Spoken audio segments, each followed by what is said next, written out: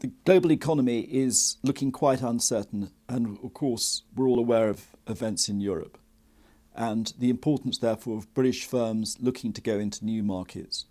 And it's in those markets where risk capacity from private banks or private insurers may be constrained, where there's a key role for a UK government agency to step in and help.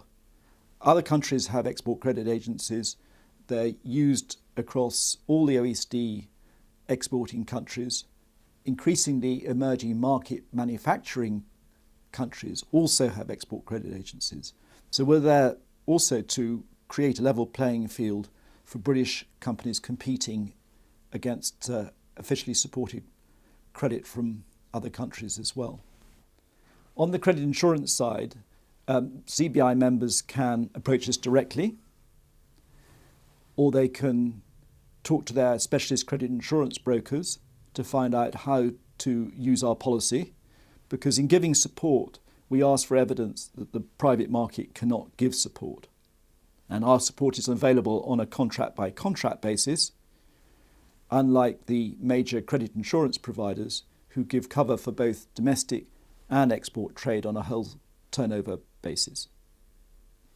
On the bank guarantee side, the exporter should apply to their bank, but we encourage exporters to tell us that they're approaching their bank so that we can assist in the process of engagement with the bank or point out how our products can be most effectively used.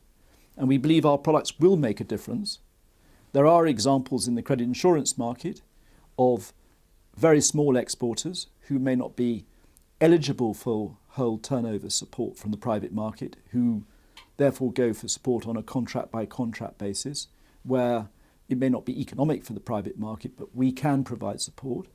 There will be markets like Libya or in Central Asia, where there is no private market provision or very limited market provision. We're providing support to a wallpaper manufacturer, Graham & Brown, in relation to exports to the Ukraine, as well as to Libya.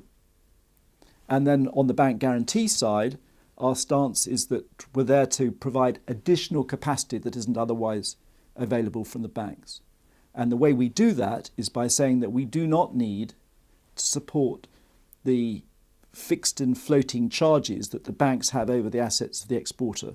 All we ask for when we're giving a guarantee where the bank retains some exposure is that we share in the security that the bank is taking for the contract in question. But we're not sharing in the fixed and floating charges, and therefore our support should be genuinely additional to the financial support they can get from their bank. Nor do we push the pricing further by our involvement. We simply ask to share in the charges the bank is making on the exposure in question. So we hope and believe that for exporters, we will be adding additional capacity without increasing the price and therefore able to fulfill a genuine trade finance gap